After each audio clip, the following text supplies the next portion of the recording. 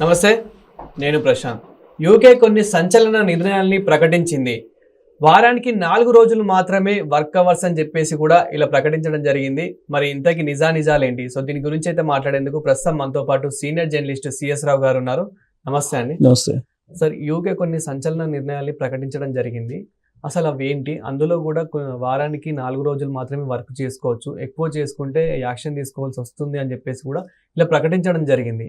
అసలు ఇంతకీ ఎవరికి అది ఇప్పుడు ప్రపంచవ్యాప్తంగా కూడా మారినటువంటి పరిస్థితులకు అనుగుణంగా వర్క్ తీరు మారాలి అనేది వినిపిస్తుంది.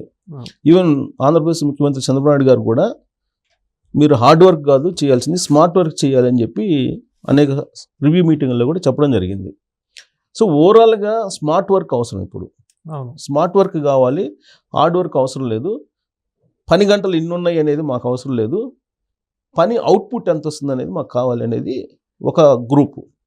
అలా కాదు, మాకు ఆఫీసుకి రావాల్సిందే 18 గంటలు ఉండాల్సిందే, లేదా 14 గంటలు ఉండాల్సిందే, లేదా 13 గంటలు ఉండాల్సిందే అని చెప్పేవాళ్ళు మరొక గ్రూపు. ఈ గ్రూపులో ఎవరున్నారంటే ఇన్ఫోసిస్ ఫౌండర్ నారాయణమూర్తి గారు, తర్వాత ఎల్ఎన్టీ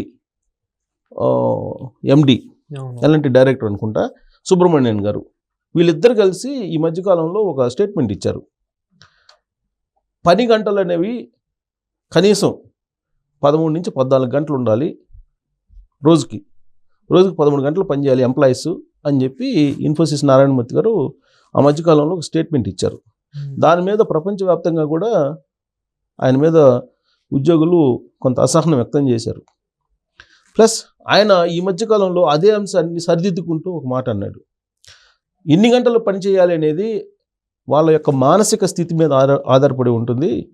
తానైతే ఉదయం 8 గంటలకు వెళ్ళి సాయంత్రం మళ్ళీ 9 గంటల దాకా 8 గంటల దాకా నేను ఉంటాను అని చెప్పి ఆయన సామర్థ్యం గురించి ఆయన ప్రకటించుకున్నారు. అంటే ఆయన ఇండైరెక్ట్గా ఏం చెప్పారు, కమిట్మెంటు లేదంటే హార్డ్ వర్క్ చేసేవాళ్ళు, పని వర్క్ కల్చర్ ఉన్నటువంటి వాళ్ళు తనలాగా పని చేయాలని చెప్పేసి ఒక సంకేతం ఇచ్చాడు.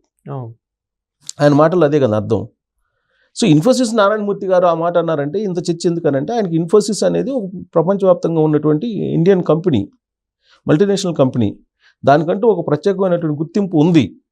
మరి ఆయనే 13-14 గంటలు రోజుకు వర్క్ చేయాలి అనంటే, పైగా వారానికి 5 రోజులు అనంటే దీని మీద ఒక పెద్ద చర్చ జరిగింది.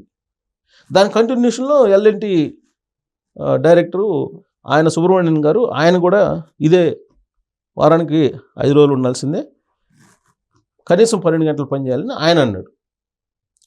ఇలాంటి సమయంలో అసలు కార్మిక చట్టాలు ఏం చెప్తున్నాయి, కార్మిక చట్టాల ప్రకారం ఐటీ రంగం ఉందా లేదా, మిగతా కంపెనీలు కార్మిక చట్టాలను పాటిస్తున్నాయా లేదా అనేది మనం క్వశ్చన్ చేసుకుంటే, ఎప్పుడైతే సాఫ్ట్వేర్ రంగం మిగతా రంగాల కంటే కూడా ప్రధాన భూమిక పోషిస్తూ వచ్చిందో ఆ రోజు నుంచి కార్మిక చట్టాలన్నీ తెరమరుగైపోయాయి.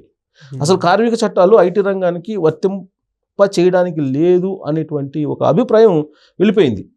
కారణం ఏంటంటే, తొలి రోజుల్లో సాఫ్ట్వేర్ రంగాన్ని తీసుకుంటే ఈ కార్మిక చట్టాల కన్నా ఎక్కువగానే జీతాలు వస్తున్నాయి, ఎక్కువగానే బెనిఫిట్స్ వస్తున్నాయి, ఎక్కువగానే ఉద్యోగులకి గౌరవం ఇస్తున్నారు.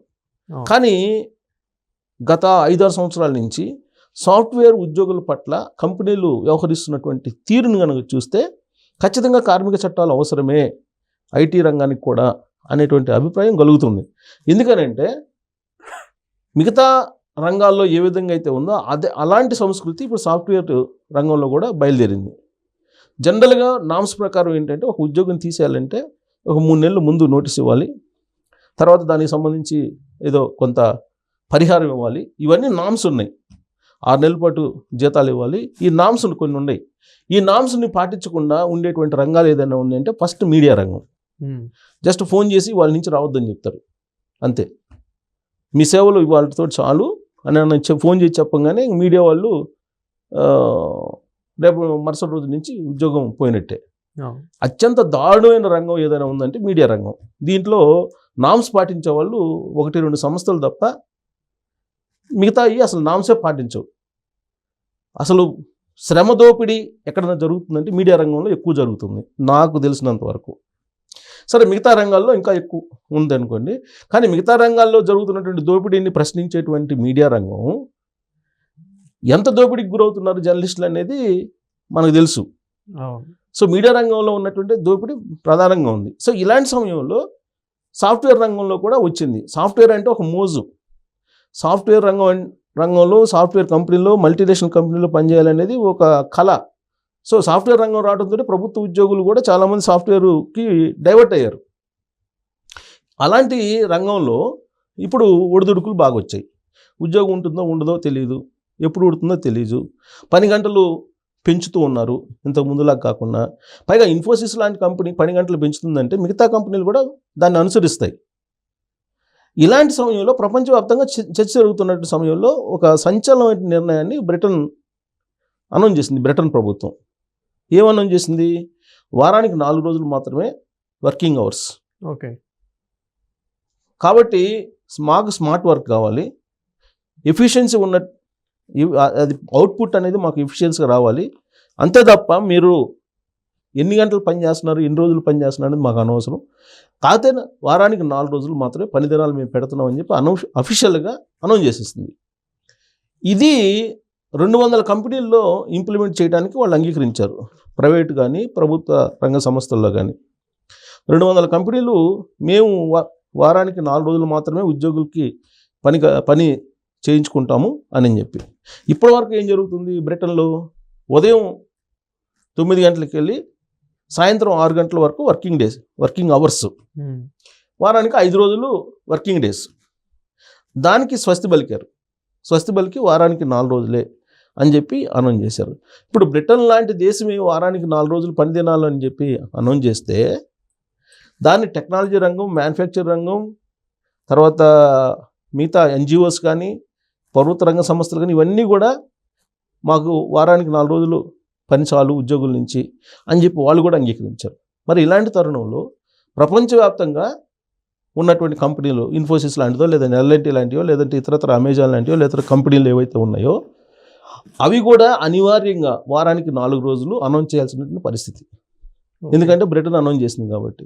సో రోజుకి 18 గంటలు లేదా 16 గంటలు 14 గంటలు కావాలి వర్కింగ్ అవర్స్ అని కోరుకుంటున్నటువంటి ఇన్ఫోసిస్ నారాయణమూర్తి లేదంటే సుబ్రహ్మణ్యం గారు లాంటి వాళ్ళకి బ్రిటన్ తీసుకున్నటువంటి నిర్ణయం ఏదైతే ఉందో అది ఒక చంపపెట్టు అని చెప్పి చెప్పుకోవాలి.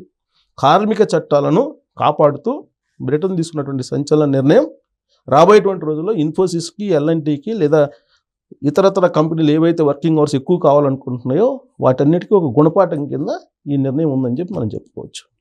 Thank you sir. Thank you.